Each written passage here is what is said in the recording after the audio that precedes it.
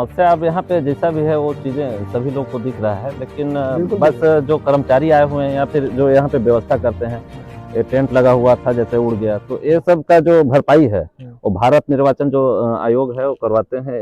इस चीज़ का जो निर्धारित करते हैं चुनाव का, तो उनको इसमें मुआवजा देना चाहिए या फिर भरपाई करना चाहिए। भत्ता जो मिलता है पहले कुछ मिलता था। देखिए नियमतः मैं बात बताऊं, आज चूंकि चुनाव का समय है, हमारे इस आदेश में देखिए बड़ा स्पष्ट लिखा हुआ, आप पढ़ सकते हैं कि मतदान केंद्र के अंदर visit of undertaking to are provision as a provide officer in I mean polling officer और प्रिसाइडिंग ऑफिसर, जो चाहे पीठासीन अधिकारी हो या मतदान अधिकारी हो, उसका जैसे जो केंद्र है उसके अंदर हम सिर्फ पूछताछ करते हैं, उसकी इंटरव्यू नहीं लेते हैं आज के दिन में केवल। ये कलेक्टर साहब का स्पष्ट आदेश रहता है। जैसे अभी वर्तमान में कलेक्टर हैं आपके डॉक्टर रोहित व्यास, तो वो रोहित व्यास साहब का जिला अधिकारी होने के नाते उनका जिला दंडाधिकारी उनके आदेश है, और उस आदेश में बड़ा स्पष्ट कहा गया है कि कोई भी मीडिया के जो ब्यूरो चीफ हैं, चीफ एडिटर हैं, जो पदाधिकारी हैं, वो लोग केंद्रों में जाएं, जानकारी लेंगे, लेकिन साक्षात्कार जो है केंद्र के अंदर नहीं लेंगे। लेकिन इसके बाद भी आप केंद्र, चूंकि समय समाप्त हो गया है, आपने बताया इसलिए मैं आपसे चर्चा कर लिया,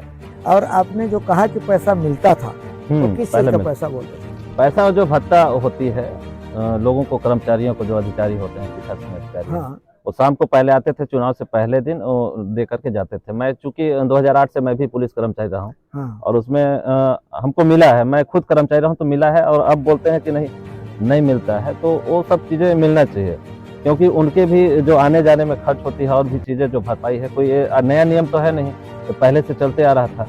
इसलिए मैं आज इस बात को उठाया, क्योंकि दूसरी बार मैं आया, आधार कार्ड लाया नहीं था, और उसका नंबर लेकर के अभी मंगाया गया था, सुबह टाइम ही मैं आया था, दूसरा तीसरा नंबर में मैंने वोट दिया, क्योंकि लोकतंत्र का ये पर्व है। पर्व में भाग लेना सभी मतदाता युवाओं को मैं तो बोलना चाहूंगा कि आपके माध्यम से इसमें बढ़ चढ़ के भाग लेना चाहिए, और किसी प्रकार से जो भी समस्या हो मीडिया के माध्यम से, लोकतंत्र का चौथा स्तंभ है, तो वही सबसे ज्यादा महत्वपूर्ण है मेरे हिसाब से।